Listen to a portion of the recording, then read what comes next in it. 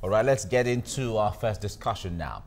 For a long time, Nigerians have continued to raise alarm over the bad state of access roads in Apapa, and the development, according to many who work and operate businesses in the area, say it is affecting overhead cost of business, leading to huge loss of revenue, loss of jobs, and outright closure of some business operating in the area. Absolutely. Now, the Apapa gridlock has become synonymous to the area, with trucks constantly blocking access ways despite several orders from the Lagos state government to vacate the roads. For commuters who ply, it is a Herculean task getting to work due to the bad roads and traffic situation. Now, they want government to hastily complete the ongoing reconstruction of Apapa Road. The issue is that the road they are doing, they are only expanding the road. But the old road, they left it untouched. So I don't know what happens to the old road. You know, I tried to confront them. They said no, that they were only told to expand the road, not to touch the road. And when you look at the road, you will see a lot of potholes there. So I don't know who's going to bear that one. And every day a container is falling on this road. So what's the sense of expanding a road when you're not touching the, what do you call it, the potholes? Even to refill the pothole while they are doing the expansion, nobody's even talking about it. And you call this a port access road, and they are collecting toll fee for this road on daily basis. So where is the money going into? The rehabilitation of the port access road is not something the government should, kind of toil with. Because what we are operating today is a unimodal system whereby cargo is only evacuated from the port by road. The other modes of transport is not functioning. And what government should do is to hasten up, not to wait until the state of the road gets so dilapidated. All right, now that is the situation of the road, and of course the Apapa port, because we know that Lagos is the commercial nerve center of the country, serves not just Lagos but many countries across many states rather across the country. And we still have Dr. John here to talk to us. You heard what some of those respondents said. Yeah. What is the essence of expanding a road if the trouble portion of it won't even be fixed? I think the problem is not even with the expansion, because I'm believing that at the end of the day, after the expansion, the expansion is actually to give room for people when they will be passing the main road, so that the people can have a place to use majorly. But my problem is, when we are talking about developing our economy and we rely solely on some of these ports, cargo still move through road. That is the only means. Unfortunately, our roads in Nigeria, I don't know whether they do not have lifespan, or maybe we do not respect the lifespan of our road. So when you concentrate all your haulage on the road, and even well constructed, and they are not well constructed, and they have even they've gone past their limit in terms of the number of years that they are supposed to serve the people. So some of these problems will come up, but majorly, experts have come out to say that averagely on a daily basis, we lose as high as 20 billion naira every day because of this road. Well, Dangote is estimated to be losing that daily. And it's as ready. Of June last year. You understand? It's actually ready there's an agreement between the government now and some of these private investors. They are coming as part of their community responsibility to fix some of this road. But again, the last question I asked when we were talking about refinery the other time, should we submit our destiny into the hand of private individuals? These are very important roads. This, especially this Apapa road that we are talking about. I expect that the federal government, this is my expectation, should declare a state of emergency. And we do it with all seriousness, just the way we did when we were fixing the airport in Abuja. And we did it in record time. That's the same approach. This is one of the reasons why they say Lagos is one of the worst places to live in the world. These are some of the perceptions that some of these agencies are seeing. So it's really sad, and beyond the road, we must continue to know that we need a rail system in these important areas. It's very important. What is really at the core of this issue? Because over the years, It's not just 5 years. It's not just 10 years. We've been talking about this Apapa gridlock for a long time. Government has heard. Government knows what the issue is. Every minister comes in, Minister of Works, Transport, and all of that. They come in, assess the road, promises are made, and all of that. It is from the same axis. Custom or majorly, Custom is making about 1 trillion naira, like from their earnings from last year. What is really at the core of this? Is it the issue of just incompetence, or it is the issue of lack of interest from the federal government? I love the word lack of interest, but I will use the word unseriousness on the path of government. Semantics. Yes. You see, when there are some projects that you see that when government start, and you can always tell, almost tell that within a record time, they are going to complete it. But why they are not interested in the Apapa issue is one thing that continues to baffle me. Money is coming in through the same road. I use the word deliberately. Money, this road is actually a road that is supposed to be done because money is using that same road to enter into government treasury. But government, because of unseriousness, if any government is serious with any project, and I'm using the one of the airport, so somebody can come and say that is different. But I tell you that if we attach the same seriousness, we are going to get this road fixed within a record time. And unfortunately, people are not looking at what individuals are also losing. We have individuals who go there for their business every day. How useful will I be if I spend 4 hours in traffic every day? And that is what happened to an average person that works from that axis. Every day, they spend between 4 and 8 hours in traffic every day. How do you want them to be certainly reduces one's productivity. So you have reduced their productivity, and at the end of the day, it has effect on the Nigerian system.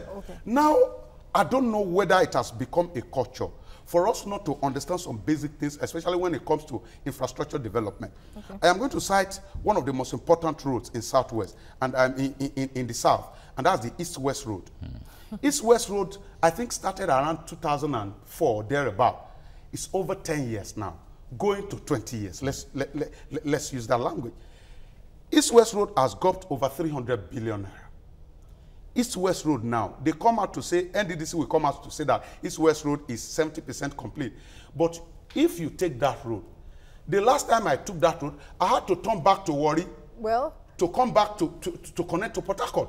It shows that sometimes you begin to ask yourself some questions that, is government not interested in some of these talking about being interested, I'm sure the East-West Road wouldn't have started in 2004 because after Obasanjo left, he was one that approved, the commencement of the project. And after he left office, after his, his 8 years run in office, it was discovered that he didn't even make any budget for it. There was no fund released for the commencement of the East-West Road project. And coming back to what you're saying about the seriousness, so most of the time it's just smoke screen you see, and then when you probe a little further, it could be at the end of the day that it's just a political statement that actions are not being made, developmental actions, and at the end of the day.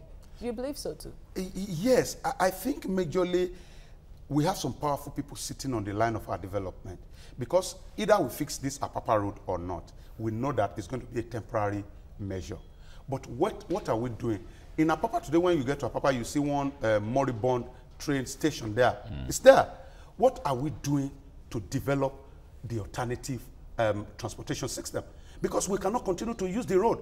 The population in Lagos is increasing. The road is not built only for trucks and trailers. Motorists, genuine workers still want to use the road. People live around there. People live around this area. Tinkan Island, all these things are there. So what are we doing apart from even fixing the road? What is our plan to fix the alternative system? Because if we do not fix the alternative system, if we fix the road now, the pressure on the road will still destroy the road. So again, you look at the interests of people. It's like fixing electricity, for example. We have some powerful people importing generator. With these powerful men and women, allow your power system to work. We can continue to name people in this haulage business who are also powerful, who are making millions and trillions of naira. Will they allow the alternative system to work? And I say that the leader that will fix Nigeria will not be a coffee drinking type of leader. It will be a firm, maybe a tobacco smoking kind of leader. And these are the leaders we call mafia managers, who will not look at whether you belong to his political party. Because if we continue to trace history now, you discover that many of the people that are spoiling the nation are in ruling power, either in PDP or in APC. They are not from heaven. And that's the problem, because it's not always a politician, you know, that belongs to a political party that will become the leader of the country. Because politics is the most viable business.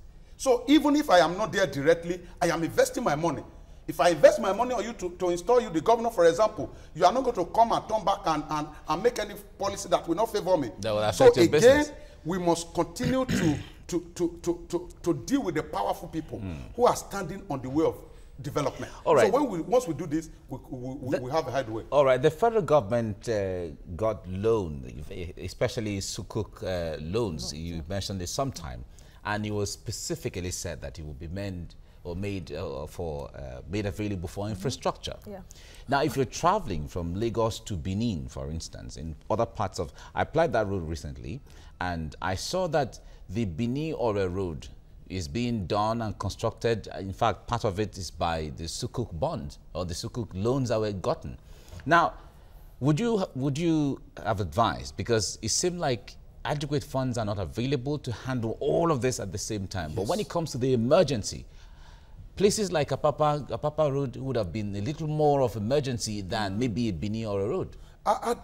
Adequate fund will never be, we will never get to a point where we have adequate fund, either in government circle or in business. That's where priority comes in. Then again, I know that because of our nature in Nigeria, contractors take us for granted. You know, most of these contractors are foreigners. Yes. And once they come, the same, if we continue to look at road fixing here and there, you discover that in Nigeria, it's usually higher than other areas because they need to settle. And after settlement within the government circle, they can decide to do whatever they like. They don't owe you anymore. They don't owe you anymore. They don't owe you anymore. So contractors, especially the foreign ones, have also become an issue. That is why when you say this road, you are supposed to fix it within 9 months. After 3 years, you still go there to see the road. But it would still you, boils would you down. blame them really, or those in the system that, demand for settlement, yes, from these foreign companies? And most usually, as a businessman, you want to make profit. Once you spend a half of your budget or amount for construction to bribe officials of the country, you would want to relax, wouldn't you? Yes, and that's why I used the word unseriousness deliberately the other time. Now, even apart from bribe, because they've known us so well now, they are trying to take advantage of us and are saying, oh, if we say fix this road within 2 years, they take as long as 10 years and nobody's asking question. Because the government too, maybe we are not interested, or because we are just not serious. So until we get to a point of from the start, there has been compromises from the start. Here and there. So nobody is going to stand above board anymore. Now, sometimes it comes from when the quotation is made for the road or any kind of contract at all. The point there is sometimes we hear of connivance from some of the reports we hear, and inflation. You just inflate the figures. Yes. That is where it starts from. Yes. And then by the time the contractor, whether it's an expatriate, the figures. Exactly.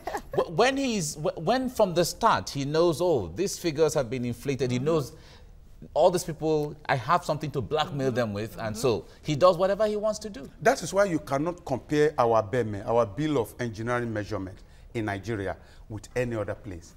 I was reading that one of the longest bridges in the world was constructed in China. In China? So I was trying to compare it, and I said, if you wow, check the cost of that road, you understand. Absolutely. Because the Bill of Engineering Measurement will always be higher in Nigeria. That has become a culture. So at the end of the day, we cannot even call the contractor to order. So we give them within 2 years, and we will go and cut tape, we will party, we will share money, we will call, we will even buy Ankara and all manner of things. And after 4 years, we are still on 0-1. So until, like I said, it's about leadership. Honestly, it's about leadership until we get to a point that we continue to spell it out that this is what I want. And that is why up to tomorrow I will still believe, except if somebody comes to prove me wrong, that no leader in Nigeria will be able to do what we really desire. We'll be able to fix Nigeria the way we really want it fixed. Except a leader that is not interested in second term. So there will be nothing to blackmail. He's coming to spend 4 years. It's only an illiterate that will tell me 4 years is not enough to lay a very solid foundation. We've seen someone that promised not to be interested, and then later on was Every politician will tell you that he or she is not interested in second term. But once they get there, they will always be. Something changes. MP has asked to take over the construction of the Apapa Road from the Federal Ministry of Works, that the ministry won't have the urgency the port would have. You think if MPA is allowed that they could fast-track the construction and maybe rehabilitation of the road? You know, sometimes why the federal government may not know the problem in my community is that you can't sit in Abuja and know what's happening in my local community. So sometimes when I apply some of the federal roads in my area and they say it's federal road, I pity the people because I know the federal government will not remember them. You understand? So I believe that if we have an agency of government that is closer to the road, that is seeing and experience the suffering of the masses, that will help a great deal. But beyond that, with the Federal Ministry of Works, be willing to release all the funds necessary. Because we are complaining of no fund. We have projects here and there. The East-West Road is there. There are some roads in the eastern part of the country, some roads in the northern part of the country. Will they attach the urgency required on this road? That's just the question, and I hope that's going to At this point, this is where a lot of Nigerians have said that federal government should just hand off all the roads to states. Any state, any federal road within the territorial or within the jurisdiction of a state, the state should take control. But when you also compare the fact that the states too are struggling to fix their internal road, then you will also be concerned. I was telling you in my community yesterday, we had to invite TVC to come and cover because the people were practically swimming. In Lagos, the people were practically swimming. That's why sometimes I can't get to studio in record time after investing about 2 hours in traffic. So some of these things boils down to the interest of the people. Unfortunately, it comes also to the issue of value. Value, if the citizens, it begins with the citizens. If the citizens do not value themselves, there's no possibility that the government will not value them. And value starts from the period of election. You know, I told you a story of what happened in 2015. In my polling unit, there's a story building. The agent of the party will go and stay on top of the story building. I didn't know. So they will be looking at you inside the polling bus to see which party you will vote for. So once you vote for your party, they will come down and give you, I think PDP was giving 500, APC was giving 1,000 naira in my community that time. So when I voted, my younger brother now told me that this is what they are doing. So I was, okay, I got there and I voted. When I voted, I was expecting them to come. But nobody came. It's because everybody understands value. If from the period of election we attach value to ourselves, and you come with your money, no matter, I am still a poor man in the societal sense of it, because you cannot remove yourself from the society. If I look beyond my poverty to cast my vote and I was not expecting anything because of value, at the end of the day, I will be able to hold my representative accountable. So we need value at our level. That's why nobody is attaching value to anybody. But how do you achieve value? How do you value yourself, really, if you can barely even provide food for your children, let alone yourself? And in fact, where people are very ignorant and people are also very illiterate. That is also, unfortunately, it's also the duty of government to also keep the people educated. And that's why, you know, we question the sincerity of government in genuinely educating the people. And this is one of the reasons. Because at every point in time, the politics of poverty is very popular. And that's the only politics you can play to get power. And because the people are very used to it, they prefer the politics of poverty. They prefer to go to the ballot box and get 5,000 naira and cook a pot of soup and don't bother about what's going to happen in the next 4 years. 4 years. So until we have a people who deliberately, I'm not expecting, if it were for me, in all honesty, I am not talking as an activist. If it were for me alone, Lagos State government will fix that road. Because I will practically go there and be sleeping on the way in the government house. But the other people in my community will ask you whether you are mad. Because there's no value. Nobody is I have paid my tax. But then it's a federal road, not Lagos Road. I am talking about the road in my community. You know, you said maybe we should surrender to the road. So that's exactly what's happening to the federal road. Again, for any government to show seriousness, you must know that the golden, this thing that lays the golden egg, you must take care of the ghost. And that's what is happening in Apapa now. So I expect the federal government to, as a matter of urgency, fix that road so that at least there will be more revenue. Why only Apapa port in the first place? There are different ports across the country. Why put your attention and the pressure of importation on the Lagos-Apapa port? We may not be able to answer that question, but the thing is that we have made the mistake. We have failed to develop other ports. In Warri, we have failed to lay emphasis in the port in Calabar. Because ideally, if you want to look at it, let's say there's a port in Lokoja, for example, and you know that it's just like what they call catchment area, and you create a catchment area that the port in Lokoja is going to serve the northern part of the country. The port in Lagos is going to serve the southwest, and the one in Warri and the port even on Onitsha is going to serve the people around that area. We will not have this problem, but now we have the problems in our hand. How do we solve it? First is to fix the road, and as we are fixing the road, we are working on the train. And as we are working on the train, we are thinking about how to develop the other port. So we must stop looking at what is happening today. We must continue to look at what's going to happen in the future. In 1982, when Dubai was building I think what's the name of this community in Dubai? Their second port. The then Prime Minister was wondering, the son of the then Prime Minister was wondering, that why do we need a port at this point in time? We already have one that is working very well. And the father told him that I am not building for today. I am building for the future. At that point in time, and here we are now. You understand? At that point in time, we were generating money from oil the same way Dubai was generating oil. But because our attention is about, we are men of today. We think about what to get now, what to do now, and we forget about the future. If we had taken those steps in those days, we would have been better off. And now Nigerian politicians are going. But again, we cannot continue to say because we didn't take the step yesterday and we will not take it today. We must continue to take it now so that at least the next generation will benefit from it. Okay, this is where we have to leave it now. We have to take the steps right now so we can be either the Singapores or the Dubais of tomorrow. Dr. John, thank you so much for joining us on the program. Thank you very much. Right. Okay, we have just a few minutes before the top of the hour where we will go for the news update. We will go on a break now, and the top of the hour, we'll go for the news update. Stay with us on TVC Breakfast.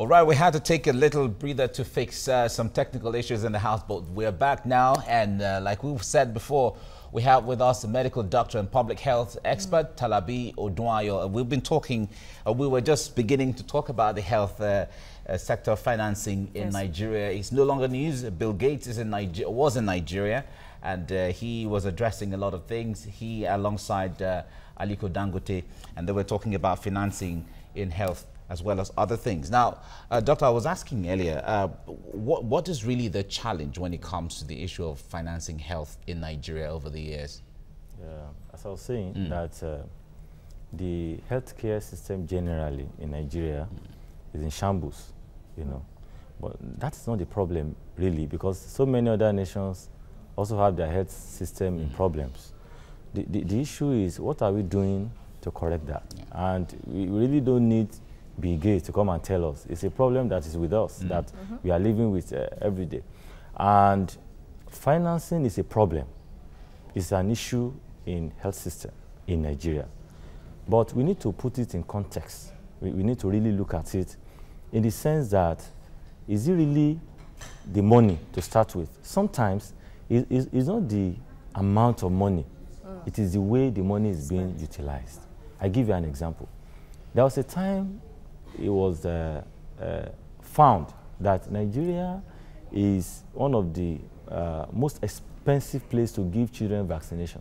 The cost of vaccinating a single child in Nigeria is higher than many other nations. Why? Because if you say you are spending, hypothetically, 1 million in vaccinating children, you discover that half of that money will go into, stealing, embezzlement, and all that.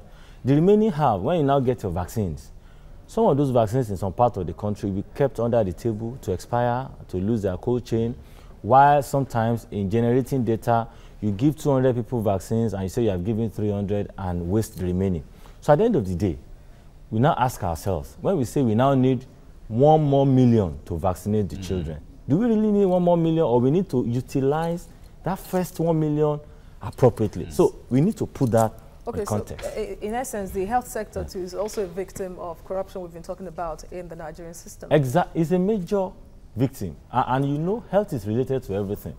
The relationship between health and economics has been documented over time. In fact, we can relate with that in the country. We know that the best period of this dispensation, the president spent it outside the country, taking care of his health. So, and it's not the first time we are witnessing that. So we should by now have realized that health is so important that it affects everything. When we can get it fixed, then you have healthy populace to run the economy and other sectors of the country. All right. We know in the days of late Professor Oluko Ransom Kuti, when he was Minister of Finance, primary healthcare, primary healthcare was at its best in this country. Absolutely. We saw the impact of that in children and all of that, in vaccination and even awareness generally on the side of people. Exactly. And all of that. At what point did we get it wrong, really, instead of building on what he started? What Professor Oluko was able to do that time was to almost create a parallel fund for health. Okay. First, he was given a free hand. He had the will. He understood that primary health care is more important than even building big hospitals. The third thing was that he utilized his funds efficiently. Remember what he just spoke about now. And then he ensured that that fund was managed by people who were in charge, whose health were in question. So when fund comes from the federal government, it goes to the communities where that is to be utilized. Now, the problem we have now is that the federal government sits in Abuja and appropriates funds. They send it to the states, they send it to local government. Now, when there are issues which often occur at the local government level, the local government cannot address that issue without first going to the federal government. I give you an example. There was a time I was part of a team going around health centers in some states. And in Abuja, a particular health center in Ondo was marked as having a functional solar panel to keep their cold chain, their vaccines. By the time we got there, the matron in charge made us realize that their solar panel had stopped working months. Note what I just said. In Abuja, it's recorded that children are getting vaccines in that particular health center. So when we now questioned that woman, she said she had to report to her supervisor, who reports to the local government, who reports to the state, who goes to Abuja. Wow. So by the time you complete that cycle, a year has gone, and many children are being deprived of vaccination. So the first thing is that the way the health system is organized, funding is important. Try and get me right. But the way the health system is organized is such that even funds may not help if all you do is increase the fund without strengthening the health system. The health system. Yes.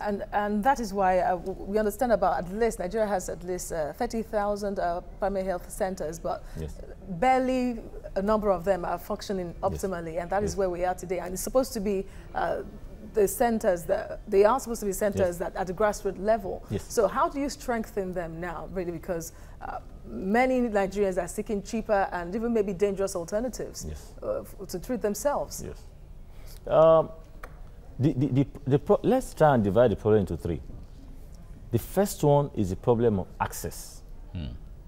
Access in the sense that some people don't have health centers close to them.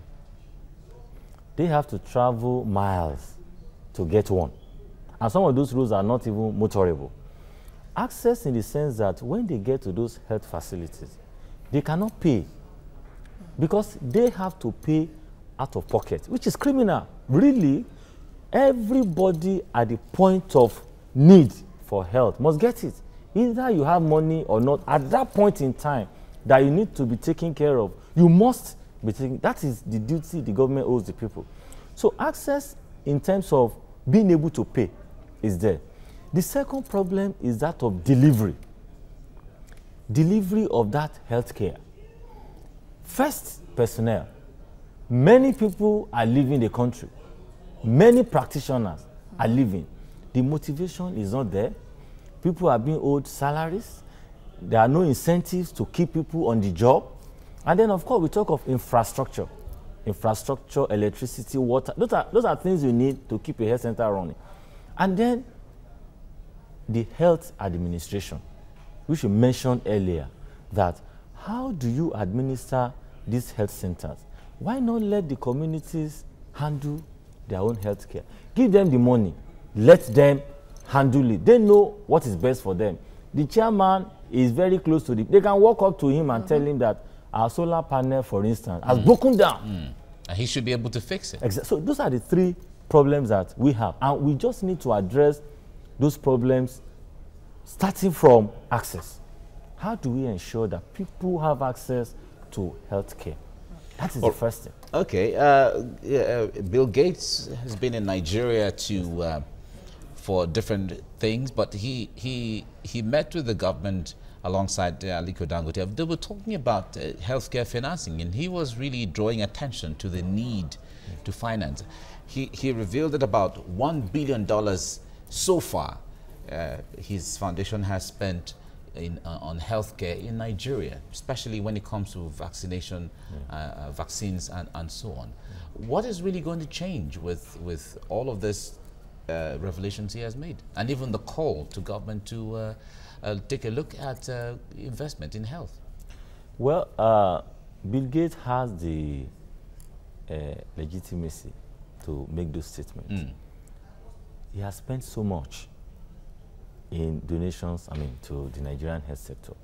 And one of the reasons why he was sounding that note of warning is that other donors are already cutting their funding to the country. US used to be one of the largest donors to the Nigerian health system, and they've cut it with the current government. So he is now telling us to look inwards. That's what he meant. Now, why I said at the beginning that talk is cheap. Government can say whatever they want to say. Action is what is important. Let's look at the health bill, for instance, now passed into law.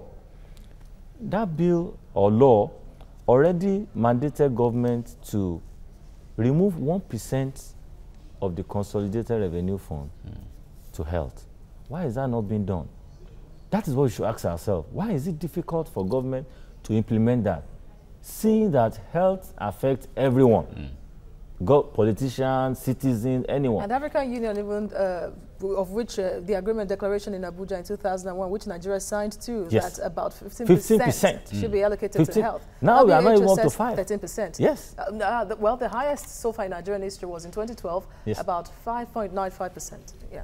So currently, we don't even have up to 5%. If you look at the new budget that we have. So what the health bill was trying to do then was to say, okay, how do we address these problems? Because they are multifaceted, they are everywhere. That, okay, if we can have a fund that goes directly into health, then that removes this problem of 3%, 4%, because Exactly. it's like you are removing the money from source and say, let this go into taking care of our health. So when we look at that one, the government now has that role to play in saying, okay, on our own part, let's say, I wouldn't know, I'm not a financial expert, I wouldn't know whether that 1% will be up to the 15% the AU recommended or not. But it's something, and it doesn't subject the health expenditure to the National Assembly. So it goes straight there. Then government can now come and say, how do we now look at health insurance?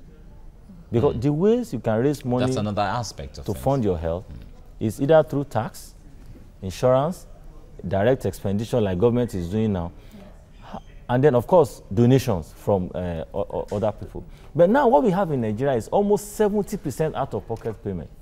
People have to dip their hands in their pocket to pay at the point of accessing health. It's not healthy. Sometimes it puts families' finances into crisis. And then in the case that people cannot go through that stress, or they don't even have the money, then if they don't go to a herbalist or a pharmacist, then they sit at home. Yes. And then that now starts giving us these outbreaks here. People are coming down with cholera, Lassa fever is spreading, because most people with those illnesses stay at home. They don't go to the hospital. First, they don't have hospital to go. Two, they don't even have money to access that health care. Is the government even ever prepared, really, to tackle epidemics? No, we are not. How can you be prepared? Are there budgets for Two important problems. No money to handle that. The second thing is that the government that is prepared for epidemic is sitting in Abuja. The places where those things start are several hundreds kilometers away. So by the time the government gets there, of course, it will have spread. Yeah, have escalated. So what we need to do in terms of funds, starting with fund now, is implement that law that says that 1% should be set aside for health. Then start health insurance scheme that will capture more Nigerians. Oh, you have NHIS? No. Or is it capturing Nigeria? Is another question. NHIS is, we are looking at less than 10% coverage, which means that majority are outside that NHIS scheme. They're outside it. So government should look for innovative way of bringing people on board. Those who cannot pay for health at all, the very poor, must be provided for. There should be a social health insurance that will take care of people who are so poor that they cannot pay. I would say that the Nigerian government doesn't understand this. If you go to Rwanda, that is their universal health coverage there, a 12 de santé is like that. The poorer the citizen is, the lower the amount is going to pay for health coverage. In fact, healthcare there, the healthcare delivery is so cheap there, even cheaper than transportation in that country. So I was going to say that our government doesn't understand this, that health has a lot to do with the country's economic development at the long run. Well, I wouldn't know. I'm not in government, so I don't know their level of understanding. But you can also determine this by utterances, by actions. Now, the actions of government now doesn't really show that they really have a deep understanding of how important health is, if they did, they probably do not really understand how to solve it. You know, now, most governments sees health as hospitals and doctors. That is the understanding. So if you interview anyone, any governor now, well, most governors, some have understanding and say, what are you doing about health? They can tell you that they built a 100-bed hospital in a place, and then they are buying high-tech machines. Those things are important. We are not saying they are not. What we are saying is that many citizens will not even get to that level. They can't access it. They cannot. They cannot. Either they die before they get to the primary health center, they die from complications, from inefficiency at that level, or when they now eventually get to that place you have built, the complication is so much that they cannot even pay for those services. That is if those machines are still working. Even the processes of getting treatment in government hospitals are so many. Before you get attention, really, you have to go through a long process of registration, blood donation, and all of that. Of course. That would happen because many people are flooding government institutions. Many people. Because of its relatively cheaper rate of accessibility. Relatively cheaper. And then, of course, because in those centers, the personnel are overworked. You have a nurse attending to about 70 mothers in a primary health center, for instance. Let's not talk about general hospital, primary health center. And then you want the nurse to administer vaccine, write it in the card of the mothers, then document it. So how do you have data? A single individual doing all that, and then you want efficiency. That may not happen. So what people are now saying is that, I heard, I think last week, that government is saying they want to build 10,000 new primary health centers. The question is, the ones they are built, how functional are they? The other aspect they should have looked into, which they are doing in other Western countries, is that why build health centers now?